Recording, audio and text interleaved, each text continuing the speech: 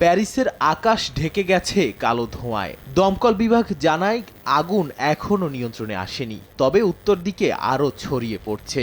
ঘটনাস্থলে মোতায়েন করা হয়েছে প্রায় 200 দমকল কর্মী ও 60টি আগুন নেভানোর যন্ত্র। ব্যবহার করা হচ্ছে 2টি এরিয়াল প্ল্যাটফর্মও। সাইকটমের তথ্য অনুযায়ী এটি ইউরোপের বৃহত্তম পৌর বর্জ্য ব্যবস্থাপনা কর্তৃপক্ষ।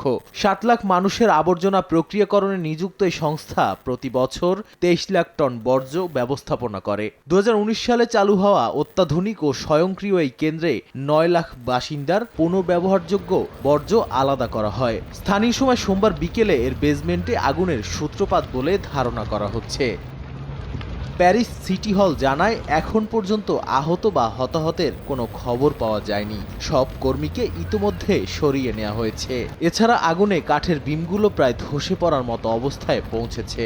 নিরাপত্তার স্বার্থে আশপাশের রিং রোড বন্ধ করে দেওয়া হয়েছে। অগ্নিকাণ্ডে শহরের অন্যতম প্রধান বর্জ্য ব্যবস্থাপনা কেন্দ্র অচল হয়ে পড়ায় পরিবেশ ও পরিষেবা খাতে প্রভাব পড়তে পারে বলে আশঙ্কা করছে কর্তৃপক্ষ। নাদিম মারজান, সময় সংবাদ।